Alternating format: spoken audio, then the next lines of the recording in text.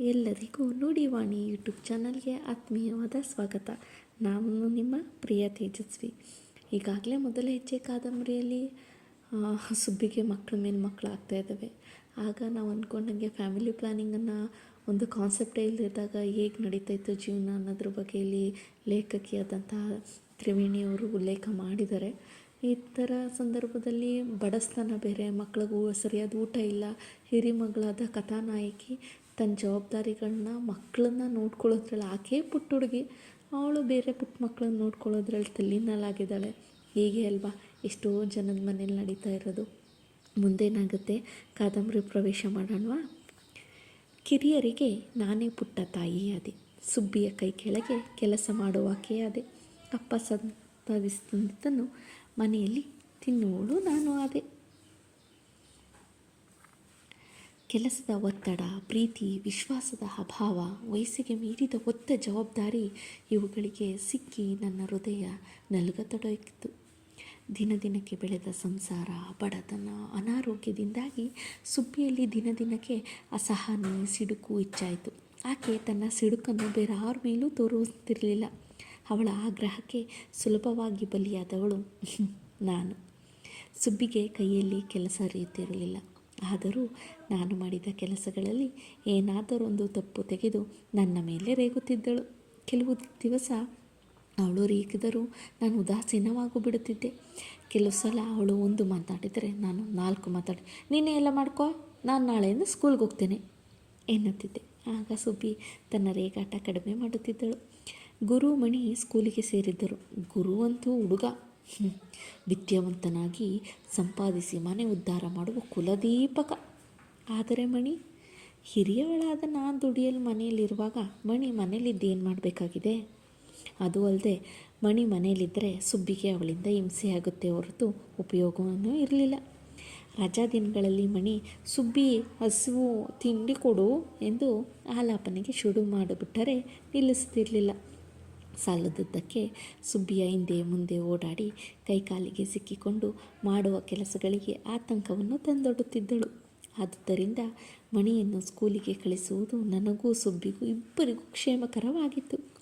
Manjula silk ಫ್ಯಾಕ್ಟರಿಯಲ್ಲಿ ಕೆಲಸ ಮಾಡುತ್ತಿದ್ದರಿಂದ ಉಷಾ ಶುಭ್ರವಾದ ಚೀಟಿಯ ಲಂಗಗಳನ್ನು ಹಾಕಿಕೊಂಡು ಸ್ಕೂಲಿಗೆ ಹೋಗುತ್ತಿದ್ದಳು.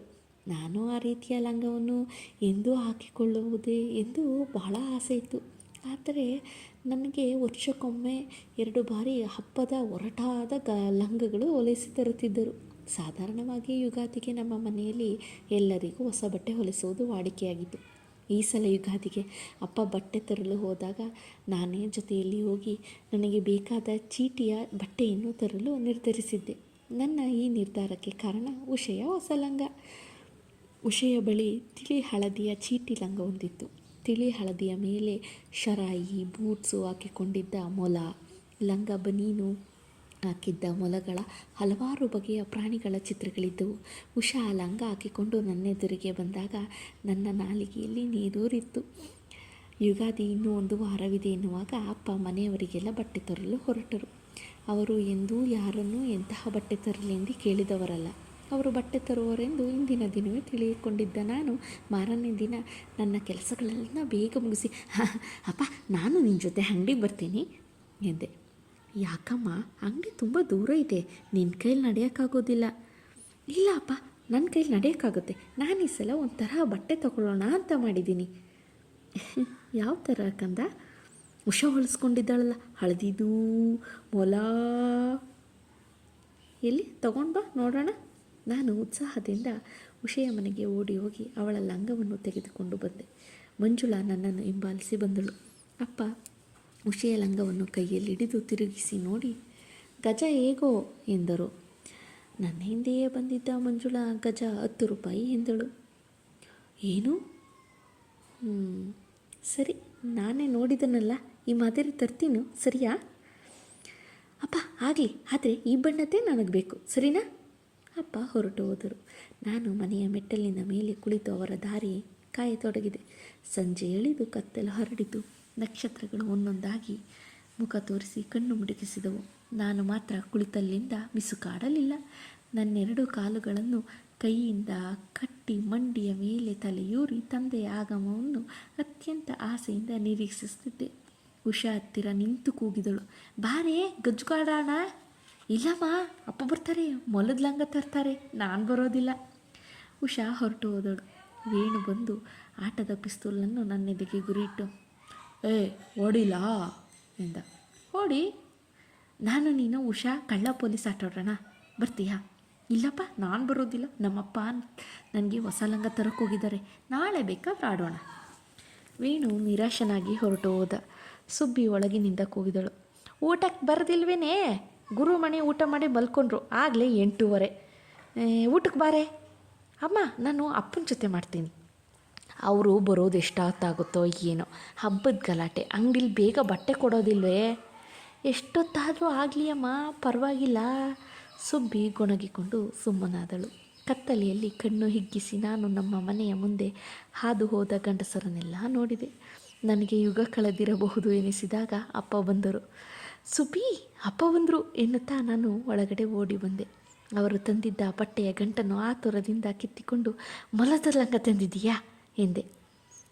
ತಂದೆ ಸುಬ್ಬಿಯ ಕಡೆಗೆ ತಿರುಗಿ ವಿಷಾದದ ನಗೆ ಬಿರಿ,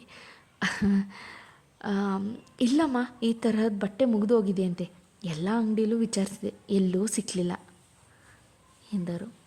ಬಟ್ಟೆಯ ಗಂಟನ್ನು ಬಿಚ್ಚಿ ನೋಡುವ ಉತ್ಸಾಹ ಒಂದೇ ಸಲಕ್ಕೆ ನೆಲಕ್ಕೆ ಇಳಿಯಿತು. ಕೈಯಲ್ಲಿ ತೆಗೆದುಕೊಂಡಿದ್ದ ಗಂಟನ್ನು ಸರಿಸಿ ನಾನು ನನ್ನ ಹಾಸಿಗೆಯನ್ನು ಬಿಡಿಸಿದೆ. ಸುಬ್ಬಿ ಗಂಟನ್ನು ಬಿಚ್ಚಿ ನನಗಾಗಿ ತಂದಿದ್ದ ಲಂಗದ ಬಟ್ಟೆಯನ್ನು ಕೈಯಲ್ಲಿ ಹಿಡಿದು, ನೋಡು, ನಿನಗೆ ಯಾವ ಥರ ತಂದಿದ್ದಾರೆ ಎಂದಳು. ನಾಳೆ ಬೆಳಗ್ಗೆ ನೋಡ್ತೀನಿ, ನನಗೆ ನಿದ್ದೆ ಬರ್ತಿದೆ. ಊಟ ಮಾಡೋದಿಲ್ವೇ? ಇವಳೇನು ಊಟ ಮಾಡಿಲ್ವಾ ಸುಬ್ಬಿ? ಅಪ್ಪ ಕೇಳಿದರು. ಇಲ್ಲ, ನಿಮ್ಮ ಜೊತೆ ಮಾಡ್ತೀನಿ ಅಂತ ಕಾಯ್ಕೊಂಡು ಕೂತಿದ್ಲು. ತಂದೆ ನಿಟ್ಟಿಸಿರೊಡನೆ, ಬಾಮ್ಮ ಊಟ ಮಾಡು ಎಂದರು. ನಾನಾಗಲೇ ಹಾಸಿಗೆಯಲ್ಲಿ ಮುದುರಿಕೊಂಡು ಮಲಗಿದ್ದೆ. ನಿರಾಶೆ ಹೊಡೆತ ನನ್ನ ಕಣ್ಣಲ್ಲಿ ನೀರನ್ನು ತರಿಸಿ, ಈ ಬಗೆಯ ನಿರಾಶೆ, ಆಶಾಭಂಗ ನನಗೆ ಹೊಸದಾಗಿರಲಿಲ್ಲ. ಹುಟ್ಟಾಗಿಂದನೂ ಅನೇಕ ಬಗೆಯ ಪೆಟ್ಟುಗಳನ್ನು ತಿಂದು ನನ್ನ ಹೃದಯ ಒಂದು ರೂಪ ಪಡೆದಿತ್ತು. ಆದರೆ ಆ ರಾತ್ರಿ ನನಗಿಂತ ಹೆಚ್ಚು ಸಂಕಟಪಟ್ಟವರು ನನ್ನ ತಂದೆ ತಾಯಿ. ನೋಡಿ, ಮಕ್ಕಳಿಗೆ ನಾವು ಅವ್ರು ಆಸೆ ಪಟ್ಟಿದ್ದನ್ನು ಕೊಡ್ಸೋಕ್ಕಾಗಲ್ಲ ಅಂದಾಗ ಎಷ್ಟು ದುಃಖ, ಹತಾಶೆ, ನೋವು ಎಲ್ಲ ಆಗುತ್ತೆ. ಕೆಲವೊಮ್ಮೆ ತೀರಾ ಬಡಸ್ತನ ಅಂತಲೂ ಹೇಳೋಕ್ಕಾಗಲ್ಲ, ಇಲ್ಲ ನಾವು ಎಲ್ಲನೂ ಕಳ್ಕೊತೀವಿ ಅನ್ನೋ ಪರಿಸ್ಥಿತಿನೂ ಇರಲ್ಲ. ಕೆಲವೊಂದು ಸಂದರ್ಭಗಳಲ್ಲಿ ಮಕ್ಕಳಿಗೆ ಏನು ಬೇಕು ಅನ್ನೋದನ್ನು ತಂದುಕೊಡೋಕ್ಕಾಗದೇ ಇದ್ದಾಗ ಅವರಲ್ಲಿ ಎಷ್ಟು ನೋವಿರುತ್ತೆ.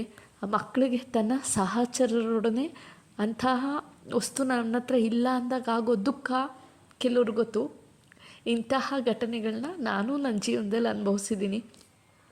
ಸಾಕಷ್ಟು ಬಾರಿ ಅನ್ಕೊತಾ ಇದ್ದೆ, ತುಂಬ ದೊಡ್ಡವಳಾದಾಗ ನಾನು ಈ ಥರದ್ದೆಲ್ಲ ತಗೊಳ್ಬೋದು, ನಾನೇನೋ ಮಾಡ್ತೀನಿ ಅಂತ. ಮತ್ತೆ ಏನೂ ಮಾಡದೇ ಇರೋ ಪರಿಸ್ಥಿತಿಲಿದ್ದೀನಿ.